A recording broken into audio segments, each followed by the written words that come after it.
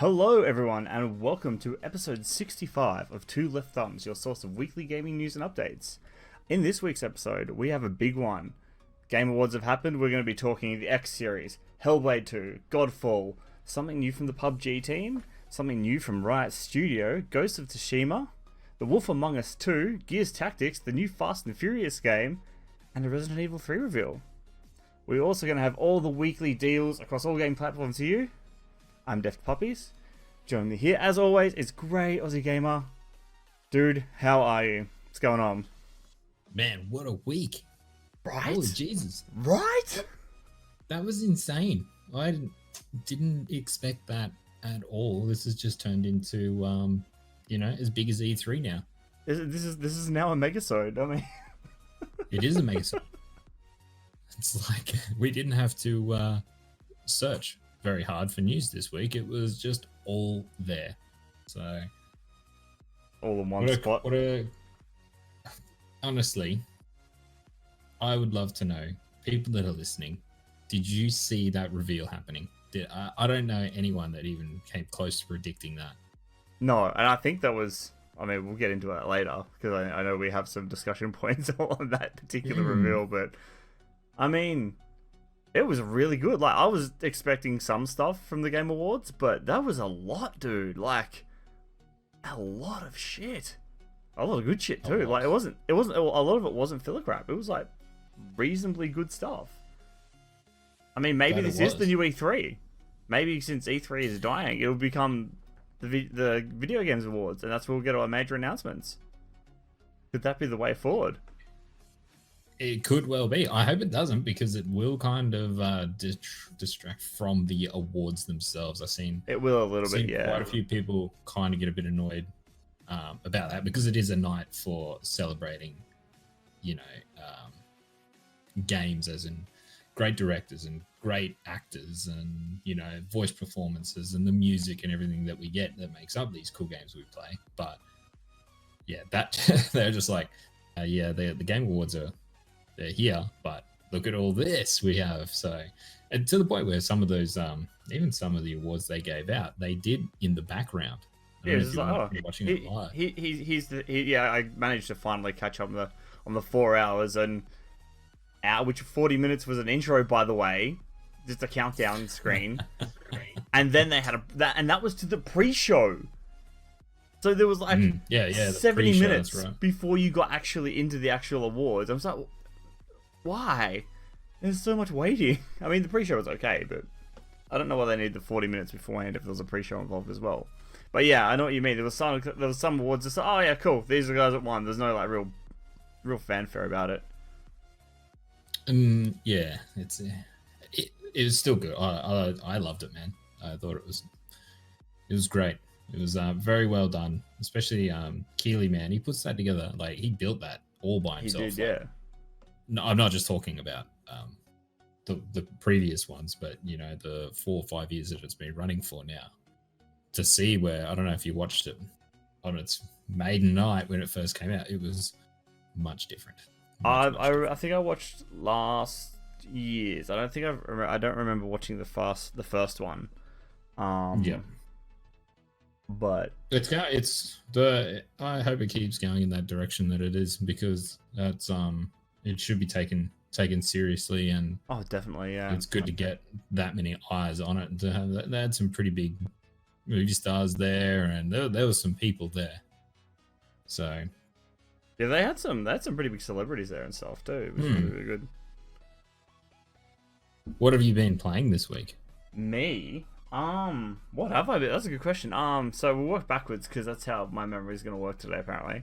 Last night I got into Tribes of Midgard again. This is a game I've played recently in beta. They had their third and final beta come out over the weekend. And it was really good. They've made a lot of improvements, man. So for those who don't know, it's a survival game, kind of like 7 Days to Die or Don't Starve. They're very kind of influenced by that style of game, where you have a day-night cycle and you have to basically protect your village / tree of life, and it takes damage from mobs that will spawn in overnight and like rush your village. And there's a giant got a Yoton, which will spawn somewhere in the map and slowly make its way towards your village, and you have to try and kill it before before it gets to your village. Otherwise, it can do some serious damage. But the game was originally fairly basic, you know. It worked. Everything worked well. There's a few small bugs and glitches, but they've really ironed it out.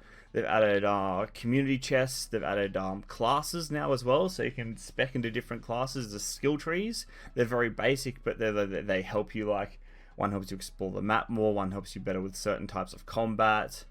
One helps you with like reviving and protecting your teams. They're all very basic classes and they're very simple trees, but they're there, and you can mix and match between the two as you get the different points to level up, which was really cool. Right. Okay. I remember you talking about this when it was in. It must have been its closed beta. You got invited into.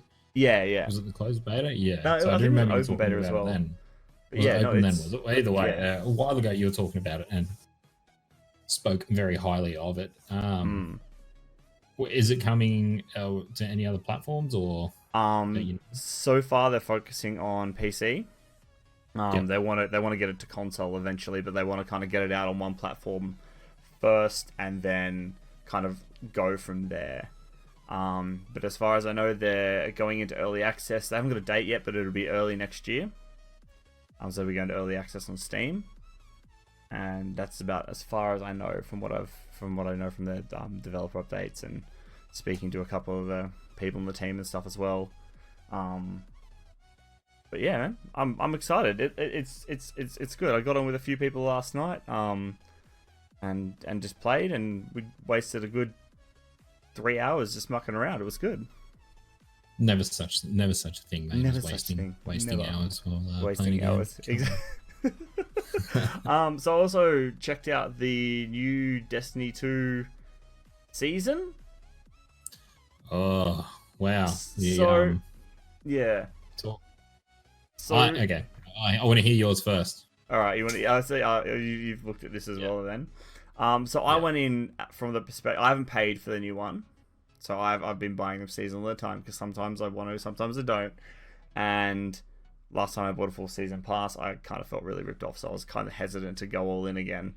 But I went in, and I got a couple of fetch quests, and I did the sundial once, got a couple of weapons, and then it's like, all right, you do this quest to get story missions, but that is like, if you want to do this quest, you have to pay for the season part or for the season, which is fair. It's like, all right, here, this is where you're kind of locked off. But I got, honestly, like an hour or two. Most of it's kind of running around doing busy work. But the new weapons are cool. The sundial activity itself is really, really cool. I liked it. Not something I'm keen to get back and do straight away. There's no new raid, which you don't expect every season anyway, but there's no new raid or newbie draw. It's just this 6-player activity, which is the sundial. And it was okay. Like, for what you got for free, it was alright. It's whatever. I can see the value in the $10 if you want to keep replaying it and get the exotics and the story mission, because I know there's some big, I won't spoil it, but some big characters from Destiny lore that make appearances, which is pretty cool. But Saint 14. Yeah, well, fine, just ruin it for everybody. It's fine. It's in the trailer, you pelican. I know, but look what else is in trailer for other games that spoil the game. Not mentioning any names. This one is blatantly obvious. And they even mentioned it on their twab and everything. It's not a spoiler. Yeah, true. I wouldn't classify that as a spoiler. But yeah, you get a mission there. It's alright. Not in, man. Yeah? Yeah, I was holding out for Bungie to see what they could do with their seasonal content and their updates in regards to doing this very slow drip feed of quests and exotics and all this stuff. I think I'm more disappointed that they, again, pretty much haven't touched PvP, haven't done anything to it. It is the same, like, man, any other game, this would have been dropped a long time ago. Like, the community would have backed out and left, but because it's Destiny and there is that PvE side to it that you can play with friends, it's just I don't know, why not throw in some new strikes? Like, where's the strike? I think there was one, maybe. No, Burner's new Crucible no maps, but that's about as much as it was. They're not new. That's Rusted Lands. It's an old one. They're new. Destiny 1. They're Destiny 1 ones. Which is cool, Rust but I mean, it was good, man. But I mean, you're putting in fucking Destiny 1 content. Like, it should be free. You're not doing much to that map. Yeah, To exactly. make that playable in Destiny 2. It's not. It's pretty much copy and paste. But there's not much to it. I know I would have preferred them if they had stuck this content that they've just put out in this with Shadowkeep, make Shadowkeep even bigger, and then go away for 6 months. Like updates, do your drop your new PvP maps in, and then come back with another, Forsaken launch type thing. Just keep bringing big content updates every 6 months, 12 months, whatever you can fit in. I don't think this drip feeding is going to work. I feel like it's just going to kind of keep it on life support until big expansions. I mean, if they're doing this in between large expansions, that's fine. But I don't think they're looking at like yearly at this point. I think, but even it's if hard because I know the reason is... they changed the way they did this is because it was causing too much strain on the team, and they didn't want to be grinding people into the ground, because doing the way they were doing it previously was kind of destroying them. So they're trying something that works better for the people making the game, as well as kind of drip feeding the community small bits and pieces here. Yeah, so I understand what they're doing, but they're creating another game that they haven't announced yet. So they are working on other stuff. Title. So I don't know. I'll see what they want to do next. But yeah, the direction it's going in like that, I don't know.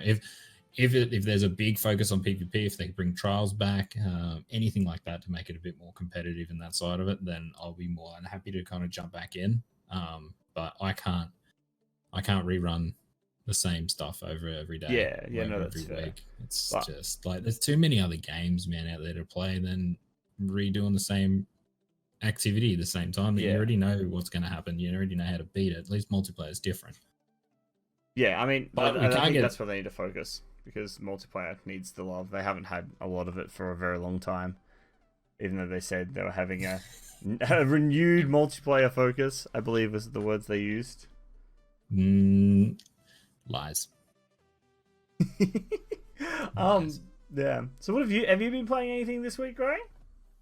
A little bit, not much. Still working on that damn Death Stranding video I'm doing. That's 99% done now. Christ, Jesus. Little bit more of Final Fantasy 12 Zodiac Age. That has been super fun. Just going back into that, and I kicked off again for the second playthrough Hellblade.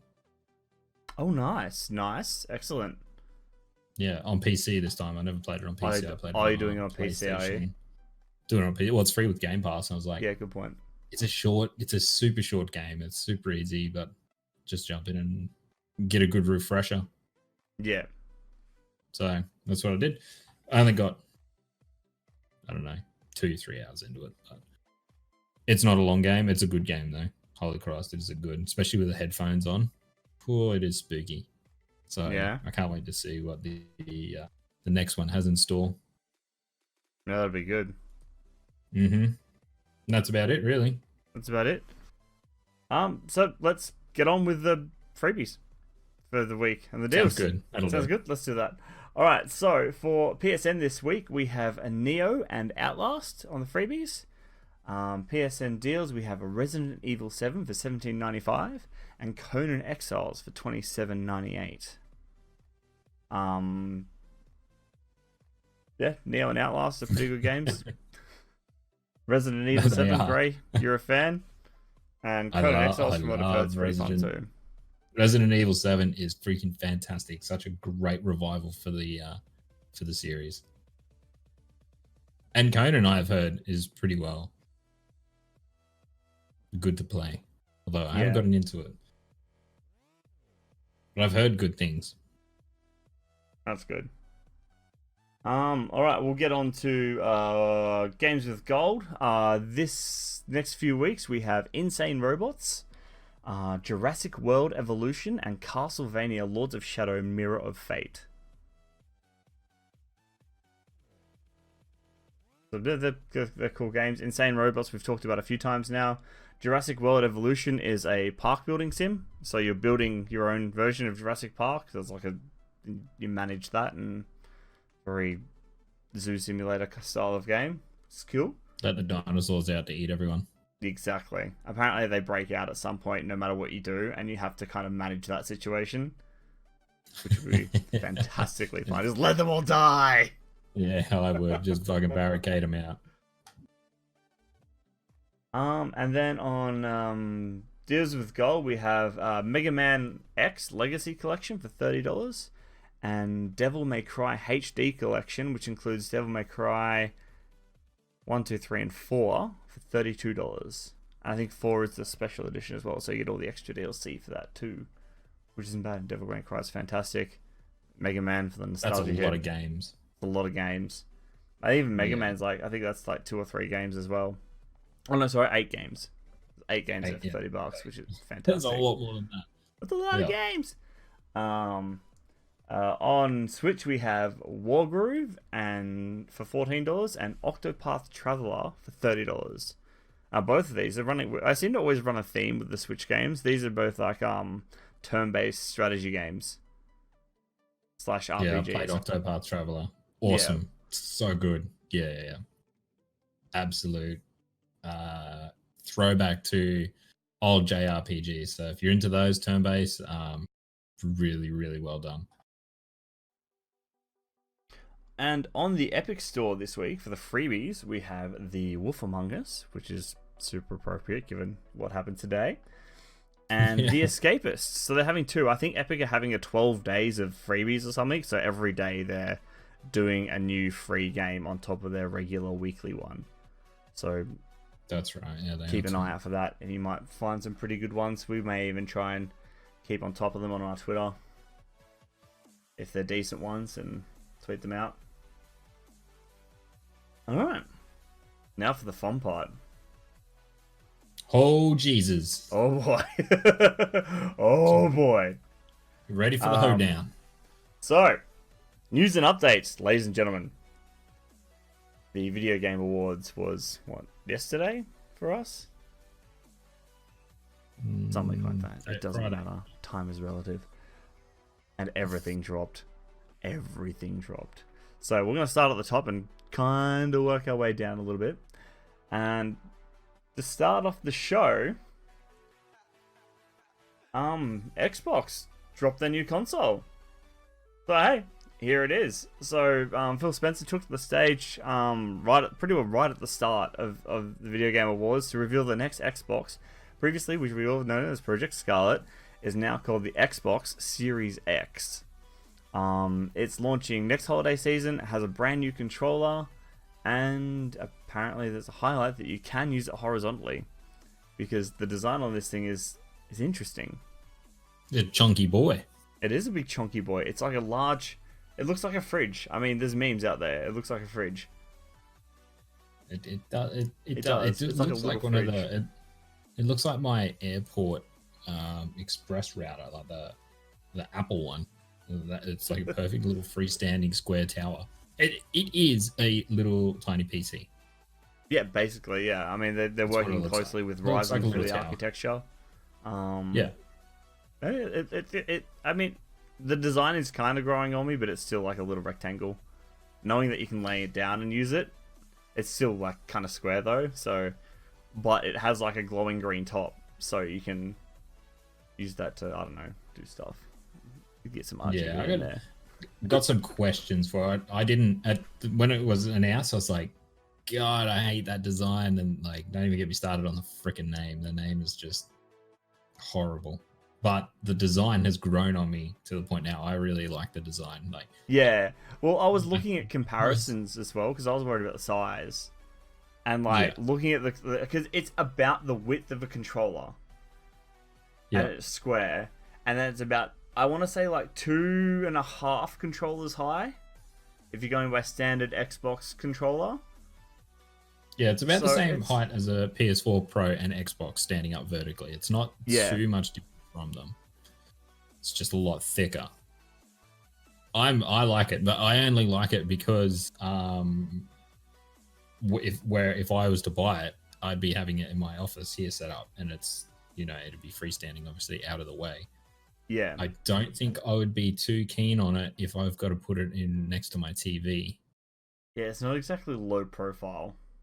No, it's not, and it's much easier for little kids to reach up and knock over. And, you know, I mean, you're not going to knock over an Xbox or a PlayStation if you got them laying down.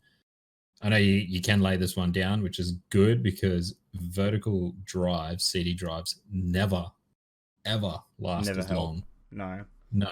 They always go to hell for real the eyes fast. and everything in them. It's, yeah, they always shit themselves. So, I don't, and cooling. I don't know how this, like, if this has got what I think is in it, and it's just like what we have.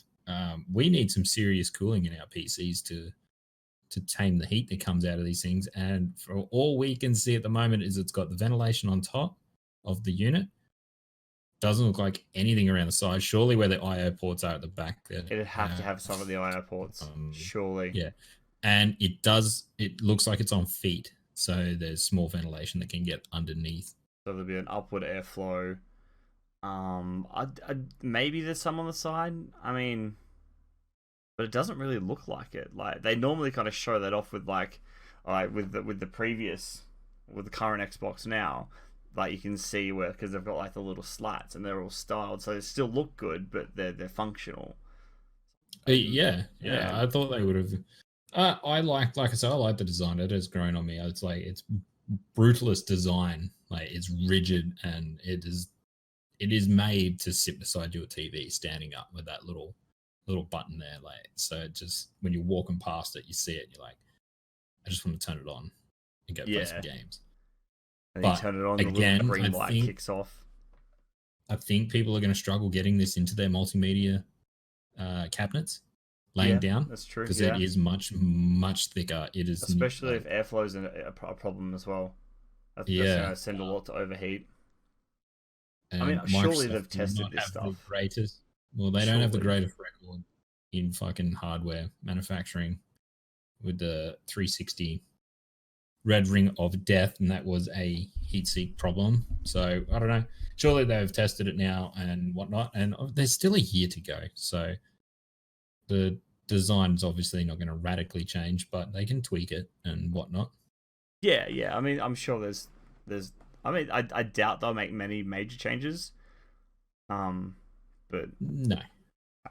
But again, they didn't. So to be clear, they didn't release specs. They gave no detailed information. It is pretty much a trailer render of what it's going to look like. A trailer. It's reveal, which was pretty cool. Everyone was like, I was sitting there watching it. It's like, what is this? Like, yeah, it looked like a game trailer. It was like it had this voiceover over the top. It was very kind of found. But it was really weird because it was like talking about 75 years. If you could dream for 75 years or something or other, it's like, okay, what the hell are you? But no, it was cool. It was interesting. It was good to see a console launch outside of E3. For Xbox, because normally they're always at a 3. Like they're always there. This is where I disagree, man. Xbox have just this is their flagship thing. Like stand tall and show this fucker off, man. Don't like they did it at the Game Awards and it got buried. Like no, even though it was the standout award, dude, it wasn't even trending in the US. Like on Twitter. It was trending. It was trending for me right next to the Game Awards. That's because you're in Australia. Yeah, good point. You got different ones. Still. So, but it wasn't in America. It was like competing with all this other crap. And you don't want that for your big reveal. I mean, they're going to get the same thing at E3 anyway. Realistically. No, but that's why they don't do it at E3. They have their own separate event. Thing. Yeah. Yeah, like PlayStation is going to do theirs in February. It's like in February. It's well before E3. It's well after the Game Awards. It's in this perfect spot to you take up, and there's generally not many releases around that time. So you've got all that free air. It's all yours. Yeah, true. They shouldn't have done it at the Game Awards. I like that they did, but it was different. It caught everyone off guard, which I think got a lot more people talking about it too. So, I mean, it wasn't It did ideal, but Cool. Yeah, definitely cool. if it had been just another E3 release, it would have been whatever, cool. But because it was a different time, no one was expecting it. It worked quite well this time. Yeah, it did work for him. It worked. I think Yeah. what worked in their favor is because it was so sudden. No one saw that. No one saw that coming. Yeah, Then definitely. that's what worked, and that's what worked. But I'll have to see.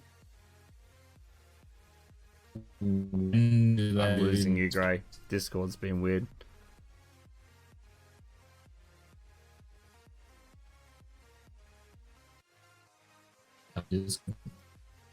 Yeah, you're like super roboty right now.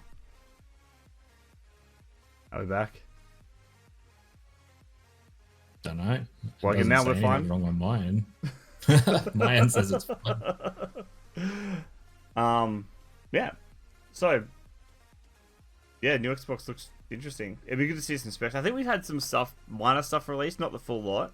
They've talked about it before, what they were putting into it, but I think, I don't know.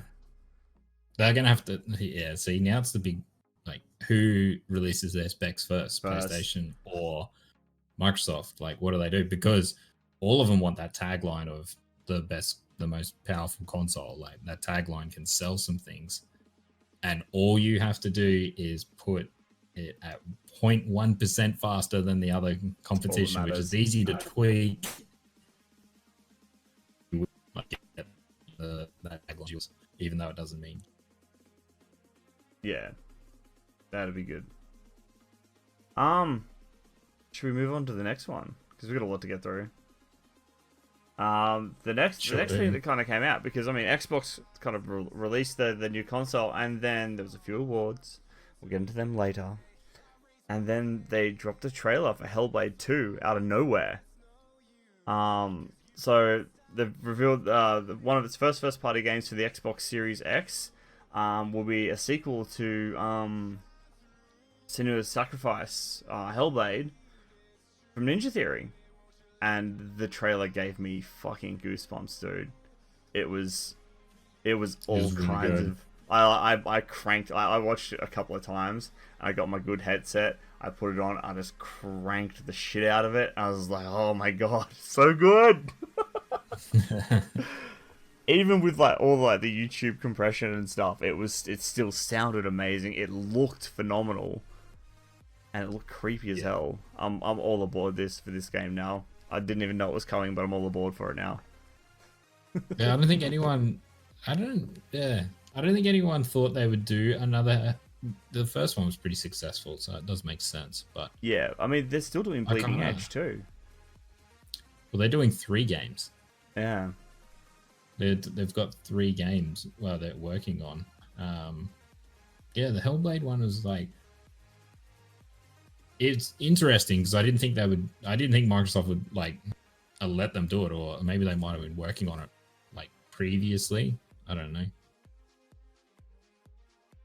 Maybe. Did you play the first one? Yes, I played the first one. It was amazing. I loved it. It was one of my favorite games last year. Mostly just due to the audio design. It just like the way they built that world and how everything worked with the gameplay was just really, really, really good. The gameplay was good as well. You definitely need a headset. A headset makes it a world of difference. Because I streamed it, and I don't think I'll stream the second one the first time because, like, I mean, yeah, I'm sitting there chatting away and stuff, but you just found yourself like just getting really zoned in and immersed in like pulled into this world really, really well. So. Yeah, see, I think it was Next Gen. I watched Next Gen stream his game for about 5-10 minutes while I was doing God of War, and then I was like, nah, I'm not watching any more of this. I gotta buy it. So I went and like bought it straight away and played it like the next day. And I enjoyed that it was short. I hope Hellblade 2 follows the same kind of format. You think if Ninja Theory is trying to knock out 3 different games, 2 being, one definitely being a new IP, that's a lot of work. It is, yeah. Surely That they're is a getting hell of a lot of propped work. up and supported by a lot of crews at Microsoft as well, because now that they're a first party studio. But Do we know if this is X Series and PC exclusive, or is it going to Xbox One? as far as I could understand, I don't think there's many details on it yet. I'll have to do some more research, but I'm pretty sure it's just the X Series. It's one of their kind of launch titles. One of their kind of flagship really titles for weird. this and PC. They were talking like they want to put their games on all their systems. Like, I mean, back maybe onto it the is. X1 and They just didn't XS. mention any previous generations at all. They just said I suppose you wouldn't want to. Xbox and PC You'd just- exclusive. So it could be the whole Yeah. thing, Yeah, maybe. it looks good though. How good? I mean, Oh, man, everyone it's needs so to set good. their expectation that it was in engine, so it's not gameplay. That is No, it's definitely completely, rendered. definitely 100% not what the game's going to look like. It'll look very good. Yeah, well, But- it was in an in-game engine generated by the Series X. Yeah, Yeah, so Yeah. but yeah, I mean, it looked good. I mean, it won't look as that good. I mean, unless you like crank it on PC on Ultra, which I'm totally doing, by the way. But so hang on. Here's the other question: are you going to buy an X Series? I don't know. I'm unsure at this point. Maybe down the line, if my other Xbox stuff. It depends, right? I don't know what we know what the console is, but we don't know what it can do, how much it's going to cost. Because I mean, if I can play most of the games now on PC anyway. I mean, if they have good ones that are there just for the Xbox, sure. I'll probably consider buying one down the track. It won't be an immediate purchase. But eventually I'll get one, you know. But I'm not in a huge rush. Kind of go out and buy one. Yeah, Which is I'm okay. the same boat as the same boat as you. We're the small percentage though, because we've got PCs and not everyone has PCs actually. Like bugger all people do. So, but if you've got a decent enough PC, then you definitely don't need these Buy new console. next gen consoles. No. No. Especially since they're moving to just kind of live, like this games on demand era where everything's kind of, especially that Microsoft, you can play it anywhere. I mean, they're looking at streaming to your phone as well with Project X Cloud, and I'm assuming Hellblade 2 will be on Game Pass because it's a first party title, which will be part of X Cloud. Maybe they'll use that to help launch it as well. I don't think it is a launch game. Oh no, I'm talking about X Cloud, not the console. Oh, okay. Specifically. So okay, hey, I you thought- can play this I game thought- I read on your Hellblade. phone, you know. Hellblade 2 is not a launch title. It's early in development. Like they're not going to hit next year to release it. I don't know. That's what I read. I'm sure I read that somewhere today. Okay, right, fair enough. I may have missed that. I only caught up on all this today because I had a fun week at work. Who knows? Could be wrong. We'll find out. And We will. try E3. I think is the next time we'll see a lot of this Xbox stuff. Yeah, we'll probably see some gameplay and stuff like that. But jumping on to the other side of the fence, we have a game announcement from Sony. And they announced this. This is an interesting announcement because it wasn't so much that they announced the game. So the game they announced was Godfall, which looked really cool. It's a third-person fantasy. They're calling it a looter slasher, focused on melee combat, set in a brand new fantasy universe. The interesting line here was, it's coming to PlayStation 5, and that's really the first time they've mentioned a game coming to the new console.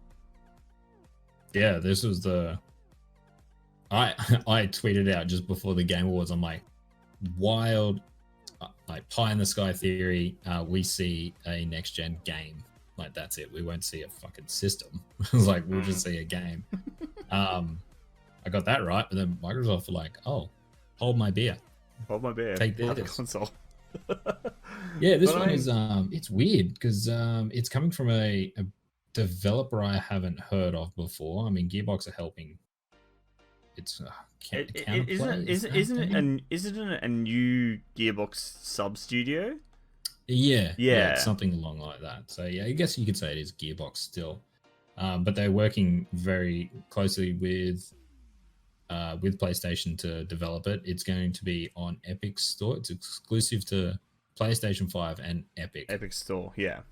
Epic So Store. you'll be able to get a PC on Epic if you go that route. But yeah, it'll be on PlayStation 5. But also they did release a small, tiny ass clip of actual gameplay. And yeah, it looks pretty cool. It did look really fun. I love the styling, I like the art direction and stuff. It looks really, really cool. It looks like it's pretty much Diablo third person. So it's a lot of combat, a lot of looting, a lot of exploration. I read a little bit more into it today. It's full co-op, three or four player co-op. There's 5 different worlds you got to explore, multiple classes, different characters to play as, all different weapons, all different armor. They took like a lot of inspiration from Monster Hunter, recent Monster Hunter games, in regards to, I think, unique enemies that you'll have to go and try and track down and hunt, I guess, to get their loot. They've also got some sounds pretty cool RPG elements to the game. So it's like you can equip different mod slots in your armor. Say you want to be a healing build out of your friends, because you can play with all your friends on there. You can equip some mod slots into it that when you hit the weak point on the enemy, it will spawn like health orbs that'll heal your team. Or if you do a critical hit with something else, it'll launch weird little purple crystals or something at them that does critical damage. So it looks like it's not just going to be a plain old hack and slash third person game, which is good. Looks like there's going to be some kind of base mechanics involved. Some buffs and some debuffs and to it. Some tactical gameplay in there, which is good. Yeah, I like that. Yeah. That's going to be really cool. Yeah, and they have confirmed it is a launch game for it, so it is going to be there. We will be playing this time next year. Fucking excellent. I like it. I'm excited. At least I will be on PC. Yeah. So then the next one we have here is the PubG team are doing something new. They released a very short trailer for a game called Prologue. There's not much we know about it except for that it's happening at some point. Brendan Green from PubG Studios said, "Our studio was founded on the goal of exploring, experimenting, and creating new technologies and gameplay experiences. With Prologue, we are taking our first steps toward building new technologies and interactions that will help develop my ideas into reality." So this sounds like it's going to be like a creatively driven kind of piece. Yeah, that's my take from seeing it. I mean, it was. We saw like lots of like deep kind of foresty environments. And that's. I mean, it was what? It was only seconds long. It wasn't that long. It wasn't very long. But I mean, cool. They're doing something new and different, hopefully. So that's good. I like that. Cool. It's not PUBG. It's not PUBG. They're finally like. I mean, I'm sure they'll keep PUBG going because it is making them a shit ton of money. But oh yeah, definitely. It's good to see them working on something different and kind of flexing their creative muscles a little bit. I like it. Yep. Yeah. Next one is we have a new game from a new Riot Studio. So Riot unveiled its first games to be published under its new Riot Forge label. The goal is to partner with indie studios for new experiences set aside from League of Legends universe. The first titles, they're not set aside, set inside. Wow, I can read real good today. So for new experiences set inside of the League of Legends universe, which is something we'd spoken about previously on the cast. We have the first 2 titles as Ruined King and Convergence. Now, Ruined King was a single player, story-driven kind of thing. You get to play as different legends throughout the game, and it's set after... Oh, I can't remember because I don't play League of Legends. It's set after something. I can't help you here, mate. I'm really, really sorry. I'm sorry, I'm letting you down. I had read this and I forgot to write it down. I'm a bad researcher. But that's cool. I'm glad they're expanding the League universe. Because they've got they've got a fair bit to pull from, so they've got massive amounts of lore there to kind of do different styles of games with, which is good too. It's not just kind of and card shitload of games money. and shitload of money. Yeah, a lot of absolute crap ton of money. Yeah, it's I don't know. It might get me into that universe because I'm not in it at all. I couldn't tell you a single character out of it. Yeah, I'm much the same. Yeah, this may pull me in to kind of get to know that universe because I never really.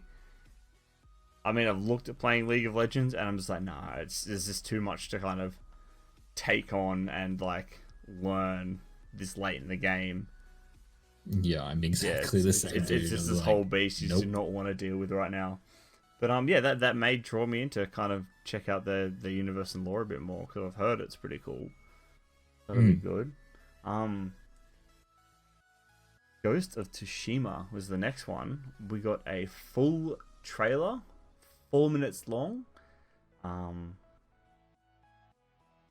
it's going to be launching next summer sometime. And it looked like the Assassin's Creed game I've always fucking wanted. Yeah, it looks so good. after how much I love fucking Sekiro, I'm so keen for this game. Like, unbelievably keen. It looked amazing. This is coming to PS4 as well. It's only coming to PS4. Yeah, it's PS4 exclusive. Yeah, it's not on PS5. They said it's not going to next gen. Like, not. Well, they would probably put it on there, wouldn't they? They'd have to. Sure, when it's this late in the console cycle, surely. Yeah, they're going to. But then again, they said they're not doing old games on the new console either. So maybe they. No, they said they're not doing PS5 games to the PS4. Oh, it was that way, was it? No, they can put old games like up to the PS5, but they're not going to bring new ones PlayStation 5 games down, whatnot, to try and scale them to PS4 at the same time. Yeah, it looked really cool. It does exactly like you said. It is very much Assassin's Creed set in feudal Japan by the look of it. It had like horse riding. It had arrows, magic, lots of free running, all the rest of it, and it looks really, really good. Like when I first saw like the first bit of the trailer, this is gonna be like, I'm getting like there's like the samurai battles. I'm thinking it's gonna be kind of something in the similar veins to Sekiro. And then they started showing kind of the gameplay in the middle. I'm like, holy shit, this is Assassin's Creed. Like the second he jumped off the horse and like overhead stabbed the guy with his time, holy shit, this is Assassin's Creed.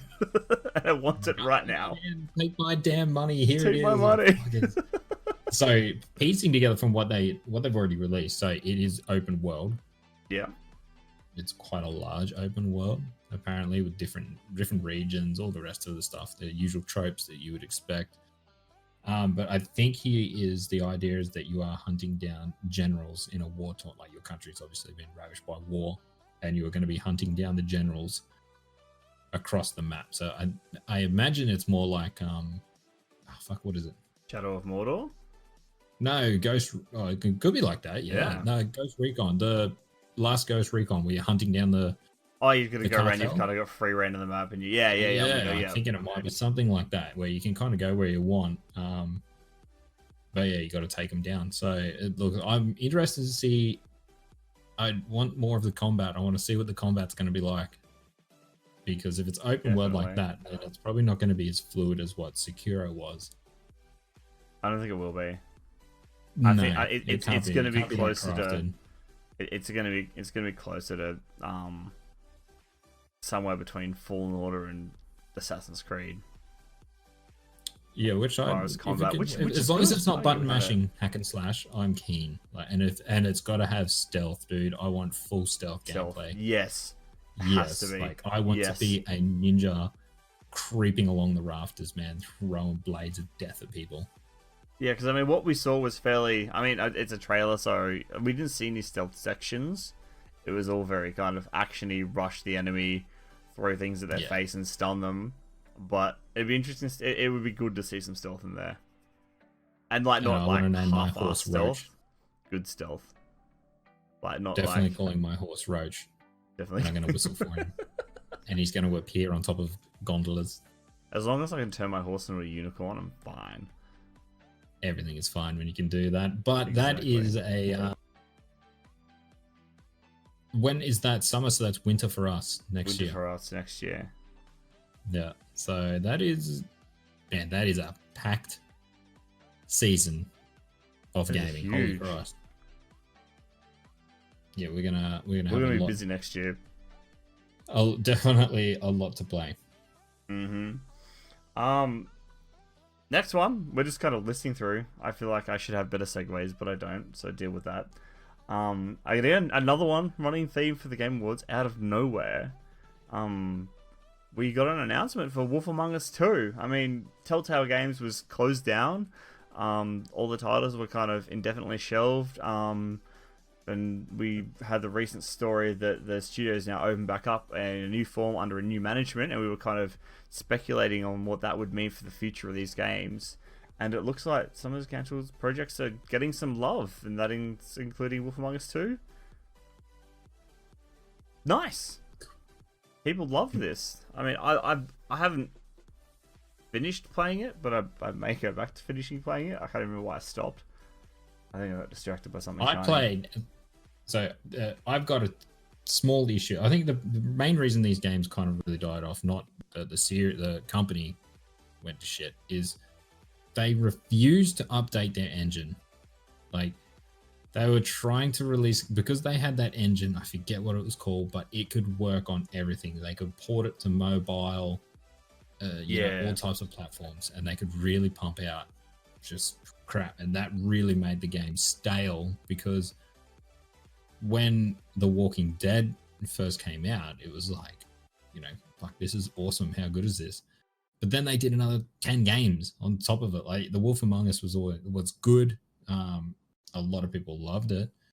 But then they had Game of Thrones one that was, I remember playing through that, and that was a slog. And then I think that was my last one. After that, I was like, unless they radically changed the engine, it's just exactly the same, just a different skin on it. Like, update it a little bit, give it some cinematics to it, make it more interesting for the story. But again, have a fucking new engine. I know a lot of. I think a lot of the old team are coming back to work on this as well. Are they? I think so. Yeah. So maybe a new engine. Maybe they'll throw in some fresh way to play the game that they've found that can be still easily portable, or if it'll be just more of the same, which I'm really hoping it's not. Yeah, they got to come back with something cool, something new. They do. Yeah, they can't. They're not. They're trying to. If they're trying to catch lightning in a bottle again, it's not going to happen. They're not going to get that same success that they had with Walking Dead. Yeah, they've got to come out different. So let's see what they can do. Yes. Speaking of seeing what they can do, we have a new Gears game coming out. We have more Gears. Different style though, so they're doing something different. Gears Tactics, it's titled. It's going to be launching on April 28, 2020 in the Windows Store and on Steam. It'll be available on the same day on Xbox Game Pass.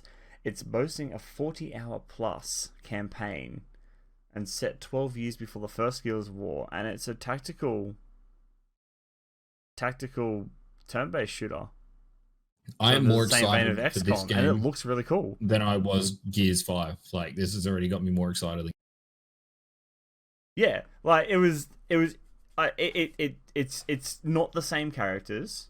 I mean, I know we've got a new set of heroes for the new Gears story series, but it's before all of that, so there's not going to be many in the way of like leaning on the old kind of Phoenix family.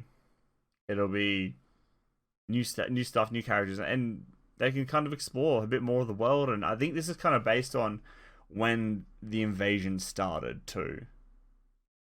Yeah. So lore-wise, it'll be really fun. And gameplay-wise, I mean, it's good. It's different. I like it, and it Gears suits that style of game really, really well.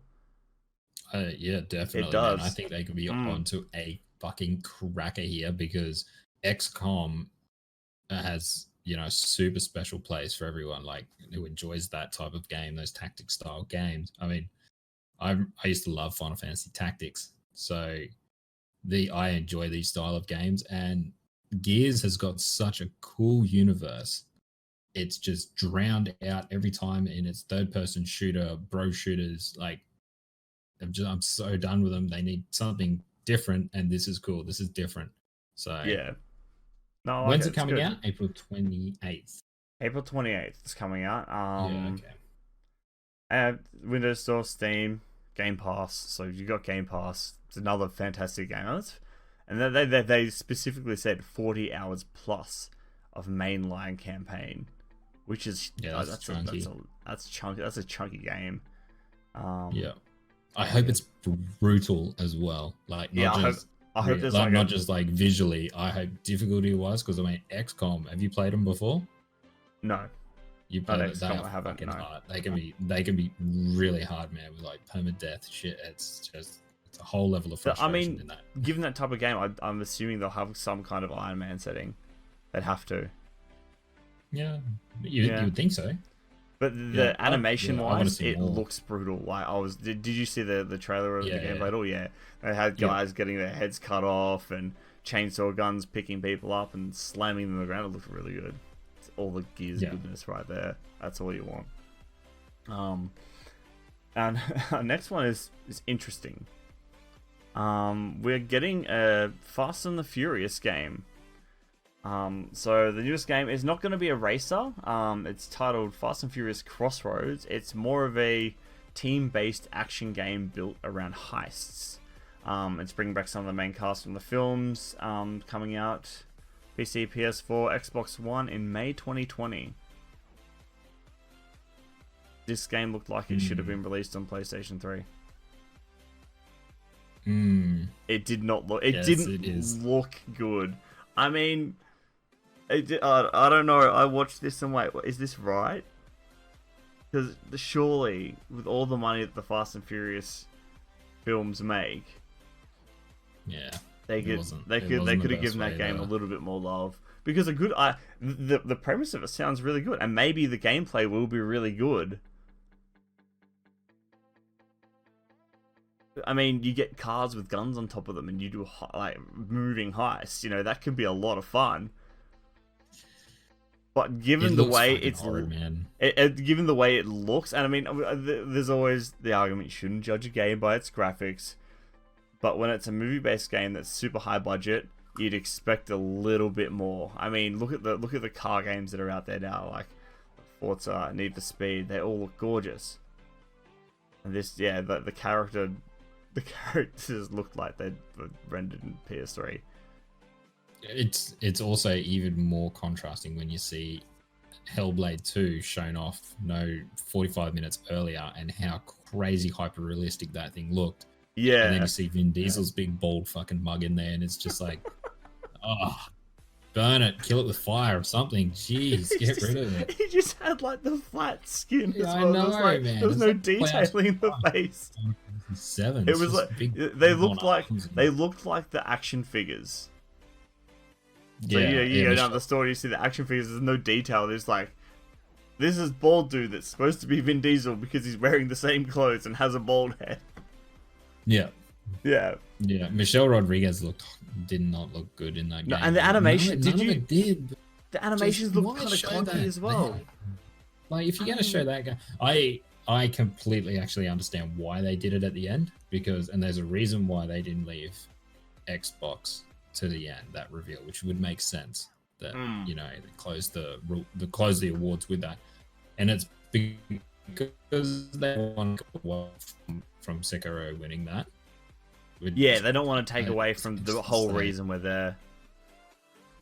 Yeah, so like you imagine it's Fast and Furious, if you play that the Xbox years time, super robot again. Diesel and it's like, alright, awesome. They do fast forward, you'd have the game of the year. Here goes Sekiro. Thanks for coming. And then everyone's reeling over, holy shit, we just got a console drop on video games, and everyone forgets about Sekiro. Everyone forgets about Sekiro winning the Game of the Year. So, yeah, I think that's the reason why they might have done it like that. But yeah, that's it's a big oof. This is such a big thud. You could hear it in the crowd. It's just like, oh, goosh. Yeah. I love how everyone was like dressed up like nicely and stuff, and Vin Diesel just comes out in jeans and a t-shirt. Yeah. Yeah. Typical Vin Diesel thing to do. Retire, does he? Probably not. No. The only thing that matches his head.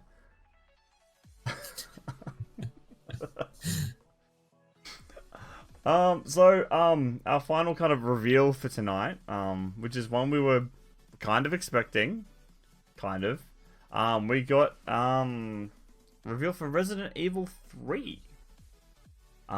So Resident Evil 3 Nemesis on the original PlayStation puts players back in the shoes of Jill Valentine, one of the characters. Oh, Jill Valentine. Wow, reading is great today. Everything's great. One of the characters in the first Resident Evil game. She tries to escape the zombie-infected Raccoon City while being haunted by a monstrous creature named Nemesis. As the trailer reveals, Nemesis is hulking like Mr. X, similar in Resident Evil 2 remake, but has gone through a pretty decent design upgrade. It looked good, man. It looked crispy. Now, I'm not big Res Evil person, so Gray, save me from trying to talk about this that I know nothing about. Right, well, it is out on April 3rd, 2020 for PS4, Xbox One, and PC, which is quite soon, considering that's only a few months away. It is, yeah. Yeah. It's not a 1-to-1 remake, as they've come out and said it is a reimagining of the tale. Yep. It's still going to very much be tied to the roots of the old game, but I think they're just going to take a lot of liberties and cut a lot of stuff out that either didn't make sense at the time or just wouldn't fit what they're trying to do now. But it looks good. Holy Christ, does it look good. Hearing Nemesis just scream stars, I was like, yes, give it to me. It looked real nice. Like, I don't know the series, but it looked and sounded really, really good. You should play it because it is a great game. I might pick up to it at some point. Well, so when they released this, the trailer came out for this. They pushed a patch to 2, which puts Nemesis in 2. Like, you can hear him with some Easter eggs now.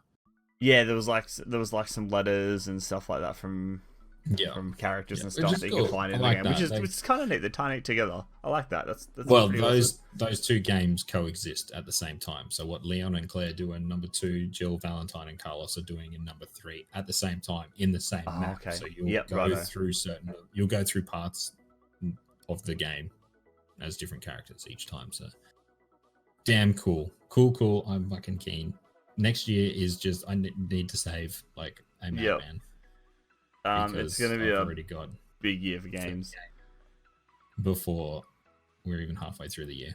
And that's not even considering we've got to buy new consoles. Or do we?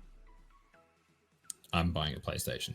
Unless PlayStation go, you can have all of your stuff, all their exclusives go to PC, then I'm not buying a PlayStation. If they go, nah, you need a PS5 to play fucking whatever it is they got working on, then yeah. Same as Xbox. If Xbox come out and go, you can only play, I mean, it'd have to be better than Hellblade. Maybe if they came out and said, here's Halo, only on the Xbox. Which it won't be. We know that's coming to PC. The Master Chief Collection's on PC now. There's no way they're not gonna... They might, maybe for the first year. Maybe they might time exclusive, but can you imagine? They've just got the Halo Master Chief Collection, including Reach, all on the PC now, and the new Halo comes out, it's only on Xbox. It would be the ultimate troll. Is 5 coming to PC? It hasn't yet. It may soon. You'd think they would put 5 on there. It's not part of the Master Chief Collection yet, so... Oh, okay, isn't it? No, so maybe they'll just add that in as the Master Chief Collection, because that's what they seem to be doing, is just expanding that with DLC. So they'll release it on PC as as they did with Reach, you pay your separate $20 for the game, which is I think is okay, an okay way of doing it. You're still getting a full game for like $20, so Yep, fine with it. keen. Yeah. So our final little segment of tonight, we're gonna go over some of the more major awards. I didn't include the major game types like your action adventures, best shooter, all that kind of stuff. So these are kind of the major big awards that were given out for Game of the Year, which I mean I'm sure most of you have heard, but we'd like to kind of go over them a little bit if we can. And we'll start from the bottom just to throw Gray off. Yeah, shit. Hang on, I'll scroll down. Scroll down. Alright, so the first one we have here was Best Audio Design, and that went to Call of Duty Modern Warfare. Which makes sense. They had some fantastic guns, like the sound with the guns and the weapons. They did a lot of work with that, and it was really nice. Sounded good. For games for impact, it went to Gris, which is done by Normandy Studio and Devolver Digital. Never heard of it. Gris, it's a styled 2D puzzle platformer kind of deal. Okay. Very artistically heavy, kind of really in-depth kind of emotional story. It's been around. It was up for a few awards this year. I think it was. So games for impact. I don't know. It was just games that made an impact on the gaming community or on people as a whole. I think was the way they classed it. I'm good at researching. So good. I did all this afternoon because life. Yeah, I'm not too sure what games for impact actually means, but yes, I think Strider's pretty well played. It kind of raises awareness. This was kind of very heavily delved on mental health and stuff, so that would make a lot of sense. Oh, okay, yeah, that makes sense. Yeah. Best game direction was Death Stranding, which I kind of saw coming once I saw the nominees. Yep. We had a Player's Voice Award, which was voted on by the gaming community as a whole, and it was Fire Emblem Three Houses. I haven't played it yet. I want to. I've heard really good things. It's a really good turn-based kind of strategy game. Well, I mean, a lot of people really liked it when it came out. I kind of surprised me that was it out of the ones that were there, but good on them. Next one we have is Best Art Direction, and that went to Control, which makes a lot of sense. That game looked fucking amazing. Yeah, you it's can so see why. Weird and wonderful. Yeah, played it for 5 minutes. You'd understand why it won. Yeah. Best Score and Music went to Death Stranding. Easy win. I don't know, man. I don't know. There was some games in there that I really like the scores from. I'm like, I haven't checked out Death Stranding yet, so I was kind of biased on it. I was like, oh, okay, righto. I've heard good things. Sure, why not? Easy win. Easy Music win. in that game, man, just on a whole nother level. Best Narrative went to Disco Elysium, which is one I've heard. This won a lot. It did. It won, I think, 2 or 3 awards. I think it was 4. 4? Was it best RPG? Yeah, there was a couple at one that were best indie announced in game. the background. They didn't show it off. Yeah. Like on the main stage. Yeah. So it picked up four awards total to take home the most amount of awards, which is really good for really an indie cool. game too. It's good to see indie Yeah, games kind of up there punching weight with the big AAAs and kind of kicking some ass, which is good. I like it. I want to play this one. I heard something about it. I never heard of it until a reviewer I watched, ACG, and he reviews every game. He's quite a large reviewer on YouTube. And when he got it and did his review, he pretty much started it like, this is my game of the year 2019, and I don't think anything is ever going to come close to beating it. And I was like, what? Are you serious? This indie game, like, out of nowhere. You haven't even played Gears or anything yet, and he's like, I've seen his tweet the other day. He's like, it's still my 2019 game of the year, easy. It's like, fair enough. So yeah, no, I think it's on my list of things I need to play eventually. Best community support went to Bungie with Destiny 2. Makes sense. I mean, you can see that. Yeah, they've done a lot, man. They've been really working close with everyone. I mean, they haven't especially always got it right. But especially with their big transition away from Activision, they're definitely standing on their own a lot more. So no, they've been well deserved, I think. Cosmo and all them lads. Definitely. And the big one for this year, Game of the Year, went to Sekiro: Shadows Die Twice, which is good. I think out of the ones there, it was my pick, mostly because I just haven't played Death Stranding, and you haven't played Sekiro either. I haven't played Sekiro either, but Sekiro, like I've watched both. Yeah. I mean, I know you can't watch Death Stranding. You can't watch Death Stranding. Yeah, and I know, and that's why a lot, like, when it comes to Death Stranding, I'm always saying I'm quite biased against it because I haven't experienced it. I don't know if I ever will, but I haven't, and it doesn't do it for me. But Sekiro looked good, and I still really want to play it, and it's on my list of backlogs I need to do. So fucking chuffed Sekiro got it. Like, Miyazaki is such a good director, and like being like, because I've been such a fan of FromSoft from like all the way back in Tenchu days on the PlayStation 1. Yeah. To see where they've come and how far they've pushed that new genre that they've created, a Souls-like game, is just awesome. And to see one of those games, and Sekiro is the fucking hardest game I played all year. To see that get a win, an official big win, was really cool. And hopefully they do DLC for it. The bastard. They never said they were going to. He said it was a one-off. One-off thing. We're not doing it anymore. No. Yeah, just do more DLC.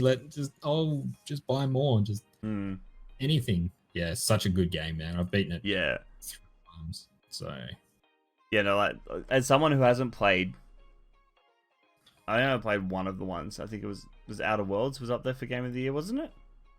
Yep. I think it was the only one I had played. And just going off, like, reviews and general community reception, I was like, it's gonna be... I want it to be Sekiro. Because Death Stranding was quite divisive for a lot of people for a while. I would have been totally shocked, dude, if Death Stranding had got Game of the Year. I expected it to get best score, best direction. I was pretty confident that that's what it would get in its nominees that it was going against.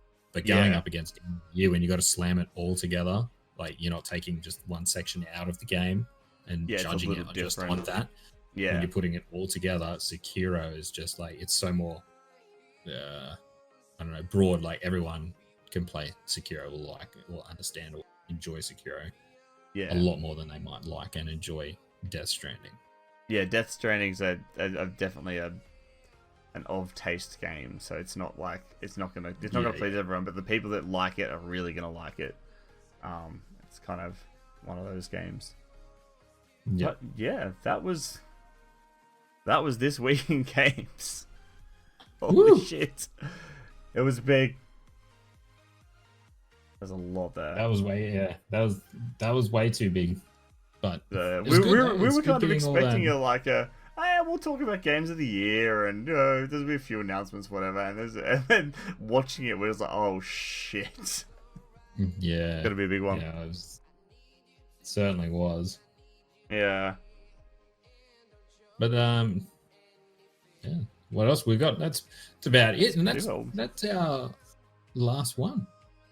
Kind of. So for for those who are listening, obviously, This will be our last live recording for the year. Gray's going away for a couple of weeks. We want to take a break over for Christmas for our families and stuff. We do have, coming out next week, our very own Game of the Year kind of show we're going to do. We're going to talk about kind of our personal favorites. We may even have a couple of very, very special guests coming on to join us.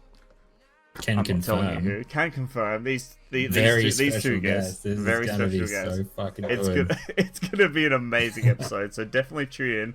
We won't be recording it live, but it will still release on the Monday, early morning, as you expect. I'll have it set to release when it comes out. So we'll be recording that later on this week.